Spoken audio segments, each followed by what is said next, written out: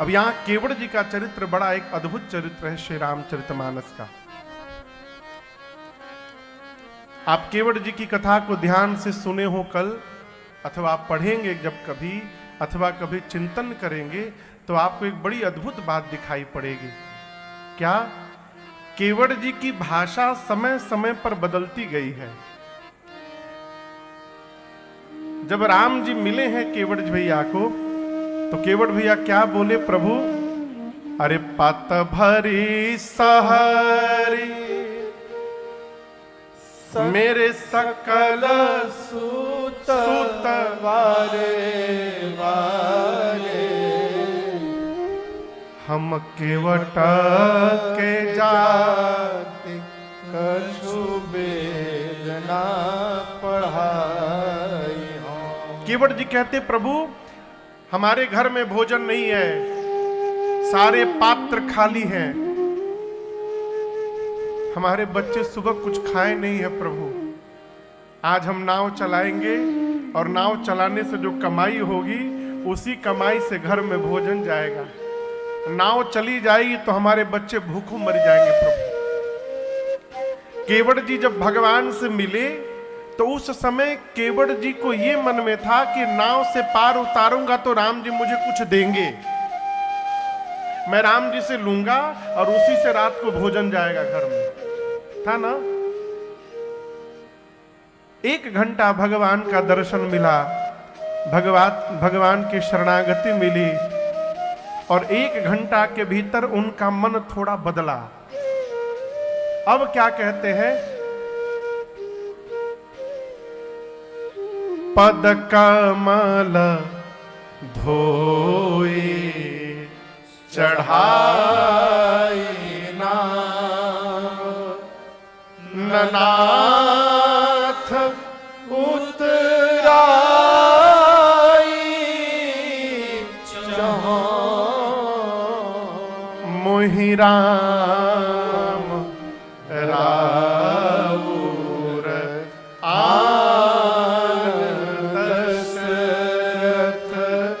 सपथ सब साची। पहले केवट जी बोले, प्रभु नाव से पार उतारूंगा, आप जो देंगे बदले में उतराई रुपया, उसी से घर में भोजन ले जाऊंगा। थोड़ी देर बाद क्या कहते हैं? पांव पखारूंगा, नाव पर बिठाकर उस पार ले जाऊंगा, लेकिन हे राम जी मैं आपसे कुछ मांगूंगा नहीं, ऐसे ही पार उतार के चला आऊंगा। मांगूंगा नहीं इसका अर्थ मैं डिमांड नहीं करूंगा, मैं बोलूंगा भी नहीं कि हमको दीजिए।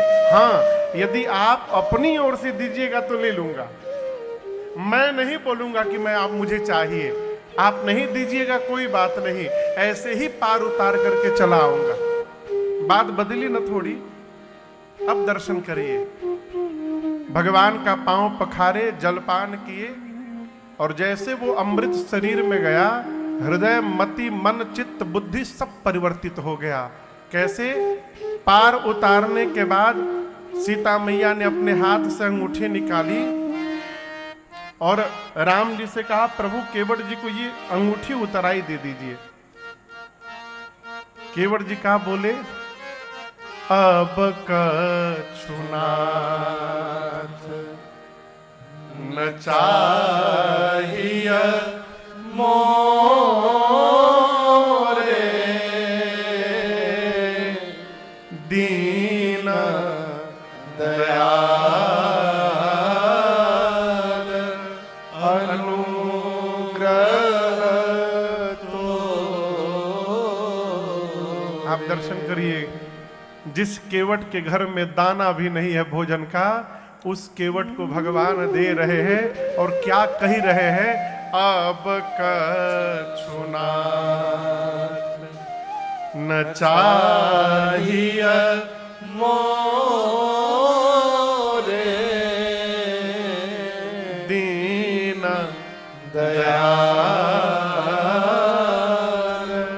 अनुग्रह तो। केवट जी ने स्पष्ट कर दिया, प्रभु मुझे नहीं चाहिए, नहीं चाहिए, ये नहीं जानते कब मुख से निकलता है।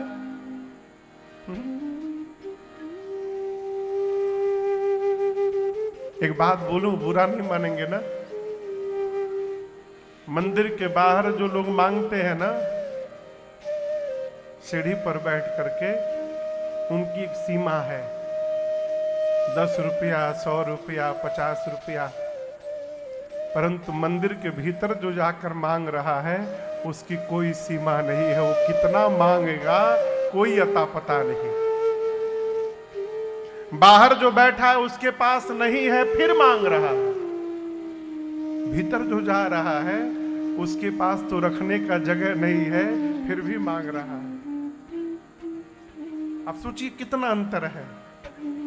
हमें कुछ नहीं चाहिए, ये मुख से कब निकलेगा? जब हमको ये पता चल जाएगा कि जो प्राप्त हुआ है वो इस जन्म के लिए पर्याप्त हो गया है, जो प्राप्त हुआ है वो क्षमता से अधिक प्राप्त हो गया है। जिस दिन ये पता चलेगा, हमारे मुख से भी निकलेगा, प्रभु कुछ नहीं चाहिए।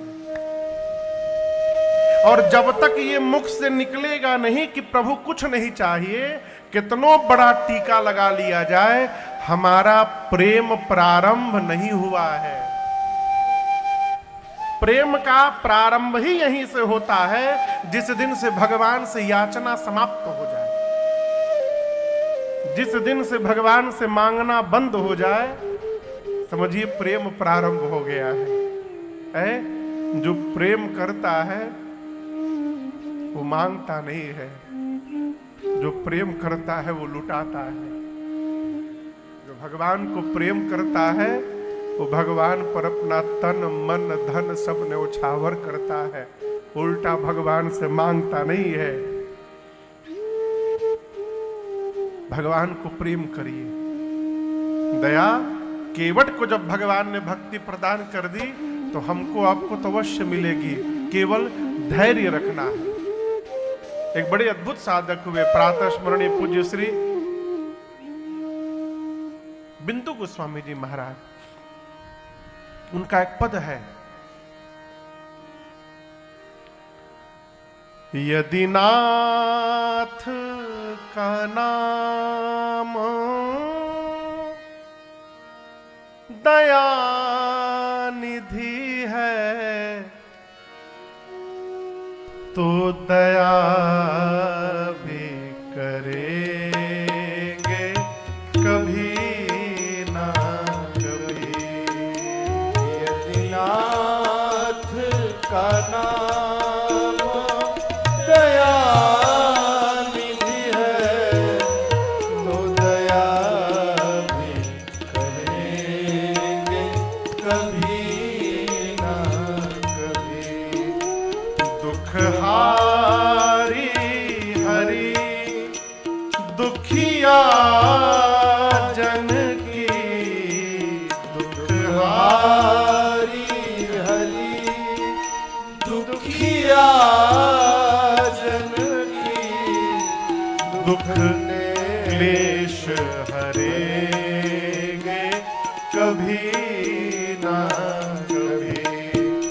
दुख हारी हरि दुखिया लगे रहिए बस। दुख क्लेश हरेंगे कभी ना कभी।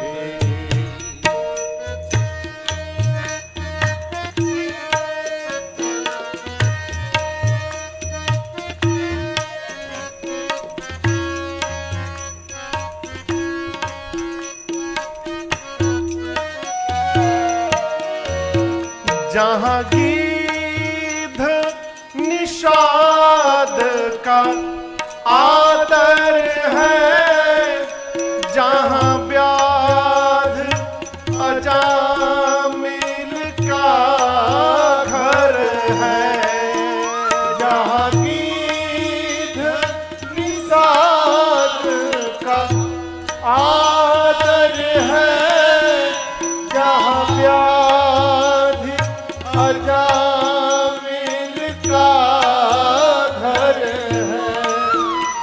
वही वेश बना के उसी